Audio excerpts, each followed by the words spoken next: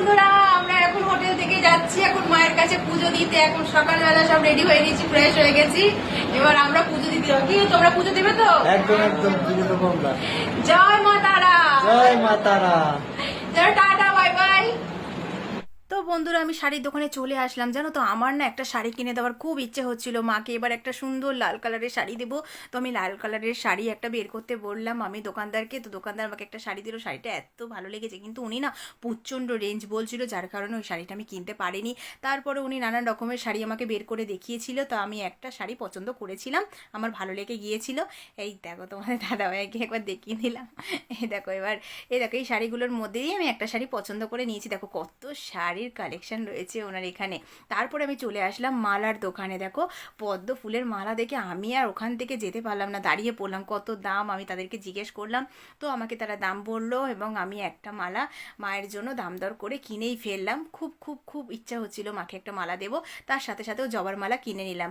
নিয়ে আমরা আস্তে আস্তে এগোতে লাগলাম, যেহেতু ঠাকুরমশাইয়ের কাছে আমাদের যেতে হবে। তো আমাদের মোটামুটি পুরোপুরি কেনা হয়ে গেছে মালাটা। তারপরে চলে আসলাম ঠাকুরমশাই যেখানে থাকে সেই জায়গায় চলে আসলাম, সেই স্থানে আলাদা করে একটা ঝুড়ি সাজালাম। সেখানে শাড়িটা দেখো, দেখে নাও, এই শাড়িটা মাকে দিয়েছি আমি। তারপরে দেখো এই মালা তার সাথে জবার মালা সব একসাথে করে আমি পুজো রেডি করে দিয়েছি। যেহেতু আমি নিজে এটা পুজো দিচ্ছি, শুধু আমারটাই আমি দিয়েছি, বাকি আরও অনেকের পুজো গেছে। তো সেকেন্ড ঝুড়িতে সবার পুজো ছিল। তো আমি এরকমভাবে ঠাকুরমশাই সব সাজিয়ে সুজিয়ে নিয়ে এবার এগিয়ে যাচ্ছিলাম মায়ের মন্দিরের দিকে পুজো দেবো বলে। তো দেখো আমার বন্ধুরা, দেখো মন্দিরে কত ভিড় হয়েছে। যদিও শনি মঙ্গলবারেতেই প্রচণ্ড ভিড় হয় তারাপীঠের মন্দির, এমনি প্রত্যেক বারেতেই প্রচণ্ড ভিড় হয়ে থাকে, কিন্তু তোমাদেরকে এত ভিড়ের মধ্যেও দেখো আমি দৃশ্যটা তোমাদের একটু ছোট্ট করে দেখিয়ে দিচ্ছি। কত দেখো, কত লাইন পড়েছে, কত মানুষের ভিড়ে একাকার হয়ে গেছে। মায়ের এত ভক্ত রয়েছে, না দেখলে কেউ বিশ্বাস করতে পারবে না। তোমরা দূর থেকে আছো বলে তোমাদেরকে একটু ভিডিওটা শেয়ার করলাম। দেখো কত কষ্ট করে ভিডিওটা তোমাদেরকে দেখাতে হলো আমাকে। তবুও যাই হোক, তারা মার জয় হোক। তারা মা এত সুন্দর রূপে বিরাজ করছে, মাকে দেখতে পাওয়াটা একটা ভাগ্যের ব্যাপার। যদিও আমরা আগের দিন রাতের বেলা মায়ের দর্শন।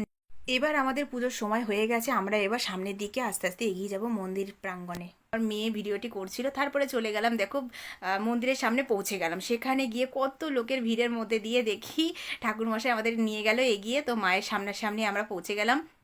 তো সেখানে গিয়ে তারা আমাকে অনেক যত্ন করে ভালোবেসে পুজো দিলাম। দেখো এখানে সবাই না মানত করে, আমি তো একদম থাকতে পারলাম না, কেন প্রত্যেক বছর আসলে কিছু না কিছু আমি ঠাকুরকে বলে যাই, কিন্তু কোনোদিন ঢিল বাঁধিনি। দেখি সবাই মন থেকে অনেক কিছু মনস্কামনার জন্য ঢিল বেঁধে যাচ্ছে। তো আমিও একটা মনস্কামনা করে একটা ঢিল বেঁধেই আসলাম, মা যেন কৃপা করে আবারও যেতে পারি মায়ের কাছে, যেন মনের আশা পূর্ণ হয়। তার জন্য আমিও একটা প্রার্থনা করে ফেললাম মায়ের কাছে। বেশ ভালো লাগছিল গো, তোমাদের বলে বোঝাতে পারবো না। ওই সময়টা এত আকর্ষণ হয় না, ভগবানের স্থানে গেলে আনন্দটাই আলাদা ভোগ করি। সেটা সবারই হয় আমার মতন, সেটা আমি বুঝতে পারি। তো যেহেতু ঠাকুর তো একটা আকর্ষণেরই জায়গা, তাই না? তারপরে দেখো এখানে তোমার আরতি করে ফেললাম। পূর্ব দিকে মুখ করে মায়ের মন্দিরের দিকে মুখ করে রইলাম, একটু আরতি করে ফেললাম, ধূপ দেখিয়ে দিলাম মাকে। আমার বরমশাইও ঠাকুরের একটু আরতি ধূপ দিয়ে দিল। তারপর সবাইকে দেখো, সবাই ওই জায়গাটা দাঁড়িয়ে দাঁড়িয়ে পুজো করছে। বেশ ভালো লাগছিল গো, ওইটুকুনি পরিবেশটা এত সুন্দর। আমার পাশে একজন মহিলা আমার কাছে কিছু পয়সা চেয়েছিল, আমি তাকে দিয়েছিলাম। তো সে মহিলা আমাদের সাথে একটুখানি দাঁড়িয়ে কথাও বললো। দেখো তোমরা দেখতে পাচ্ছ ওই মহিলাকে, এই দেখো চলে এসেছে আমাদের কাছে, আশীর্বাদ দিল, বলছে মা তোমার স্মৃতি সিঁদুর অক্ষয় থাকুক। আমার মেয়েকে কত আশীর্বাদ দিল, ভালো করে পড়াশোনা করো, বড় হও। বেশ ভালো লাগছিল জানো তো। যাই হোক, ওনারাও বা কী করবে, আমরা একটু দু পয়সা দিলে ওনাদেরও ভালো লাগে। বেশ ওনারা ওই জায়গাটাতেই বসে থাকেন সবাই, তো ওখানে গেলে সবার জন্য একটু ওইগুলো ব্যবস্থা করতেই হয়। তারপরে দেখো একজন আলতা পরাতে এসেছিলো, আমার অনেক শখ ছিল আলতা পরবো।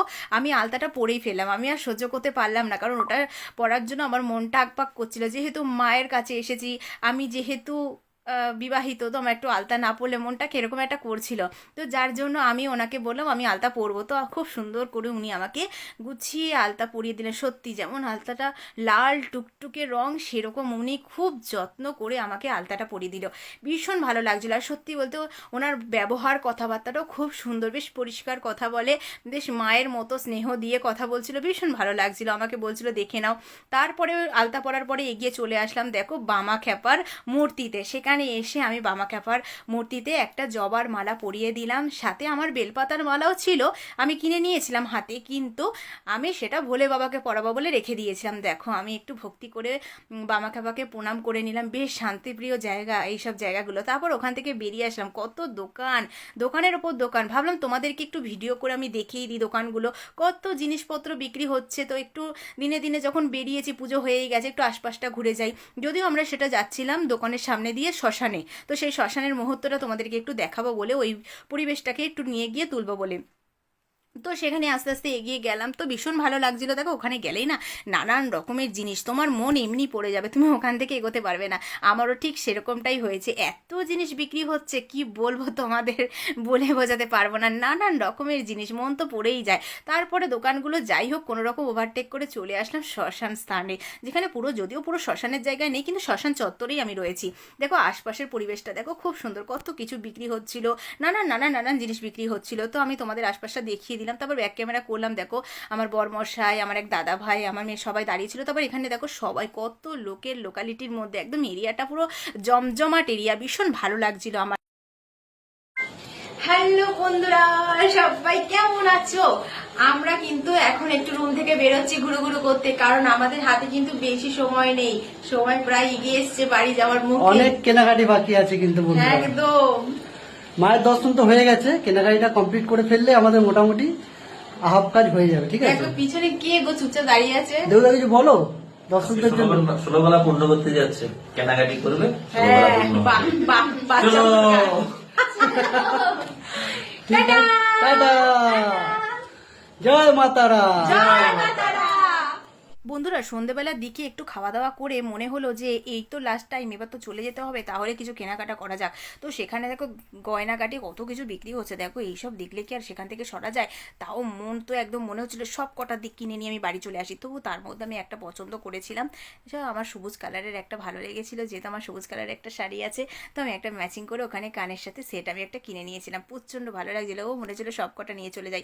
দেখো এই যে ঠাকুরের মন্দিরের সামনেই দেখো একদম দোকানগুলো সব পরপর সাজানো রয়েছে, কি সুন্দর। দেখো পেনগুলো দেখে প্রচণ্ড লোভ হয়, দেখো কত পেন বিক্রি হচ্ছে, এত সুন্দর সুন্দর ডিজাইন করে পেনগুলো বিক্রি করছে না, ঠিক চোখ লেগে যায়, থাকতে পারছিলাম না। তাই কিছু জিনিস টুকটাক কিনেছি, সেরকম কিছু কিনতে পারিনি। সত্যি বলতে ওখানের জিনিসের দামগুলো যথেষ্ট কস্টলি বলে, ওরা হাই হাই করে বাড়িয়ে বলে, কমাতে চায় না সহজে, তার জন্য খুব বেশি কিনিনি, বেছে বেছে দুটো একটা দরকারি জিনিসপত্র কিনেছি। তারপরে আর একটা অন্য দোকানে চলে গেলাম, সেখানে গিয়ে কি সুন্দর গলার সেট বিক্রি হচ্ছিল, সহ্য করতে পারছিলাম না গো, তোমাদের কি বলবো, এত লোভ হচ্ছিল, সে এত সুন্দর সেটগুলো চোখ সরানো যাচ্ছিল না। তো আমার মেয়ে তো রয়েইছে, সে যেখানে পাচ্ছে দাঁড়িয়ে যাচ্ছে, মা এটা দেখো, মা ওটা দেখো। তো আমি কোনো রকম ভাবলাম ও তো ছোটোর, তো আমার মনটা পড়ে যাচ্ছে, ওর মনটা তো পড়বে, এটা তো স্বাভাবিক, তাই না? তারপরে আমি দেখো একটা গলার সেট, এই গলার সেটটা আমার প্রচণ্ড ভালো লেগেছিলো, তবু আমি একটু দেখিয়ে দিলাম তোমাদেরকে ভালো করে, দেখো কীরকম লাগছে, তোমরা একটু বলো। হ্যাঁ, আমার কিন্তু ভীষণ পছন্দ এই রকম স্টাইলের গলার সেট, কিন্তু এখানেও হয়তো বিক্রি হয়, তো এখানেও কিন্তু অনেকটাই দাম। তো আমি ভাবলাম থাক, এখানে যখন এসেছি একটা সেট পছন্দ করে নেওয়াই যাক। তো আমি একটা সেট এখান থেকে আমি নিয়েছিলাম। তারপর তো আমার মেয়েকে নিয়ে ওই সাইডটা গেলাম, ওই সাইডে গিয়ে অনেক রকম কালেকশন ছিল জানো তো, গলার সেটের মধ্যে অনেক রকম ছিল, তো সেগুলো আমার মেয়ে দেখে নিল। তো যাই হোক আমি চলে আসলাম, দেখো ভোলে বাবা, একদম পাথরের ভোলে বাবা বিক্রি হচ্ছে। তো আমার সত্যি বলতে আমার ভোলে বাবা যেখানে আছে সিমেন্ট বালি দিয়ে বানানো, আমি তো জানতাম না। তো আমার অনেক দীর্ঘদিন ধরে মনে ইচ্ছা ছিল যে আমি বাবাকে একটা পাথরের প্রতিষ্ঠা করবো ঘরের মধ্যে, যেহেতু আমার ঘরের সবই অরিজিনালভাবে প্রতিষ্ঠিত। তো সেই জন্য আমি কি করলাম, একটা ভোলে বাবার ছোট্ট একটা শিবলিঙ্গ আমার চোখে লেগেছিল, তো আমি আমার দাম অনুযায়ী আমি সেইটুকুনির মধ্যেই আমি একটা পছন্দ করলাম, তো আমি নিয়ে এসেছি। এবার দেখো আমরা বেরিয়ে পড়েছি সব কেনাকাটা শেষে, পরের দিন আমরা রওনা দিয়ে দিয়েছি, বেরিয়ে পড়েছি। দেখো আমরা কলকাতার দিকে সবাই মিলে হাসতে হাসতে আনন্দ করে রওনা দিয়ে দিলাম। এবার দেখো সবাইকে এক এক করে তোমাদেরকে দেখিয়ে দিচ্ছে, সবাই প্রচণ্ড খুশি। একটু ঘুরে যদি আনন্দ না হয় তাহলে কি আর ভালো লাগে বলো তো? ঘোরাটা তো আনন্দের বিষয়, কি ভালো লাগলো বিশ্বাস করো, তোমাদের বলে বোঝাতে পারবো না। এরকম ট্যুর আগে কখনো হয়নি, এত সুন্দর পরিবেশ কাটালাম, এত শান্তপ্রিয়ভাবে গেলাম আর এত সুন্দরভাবে এলাম। টাটা বন্ধুরা।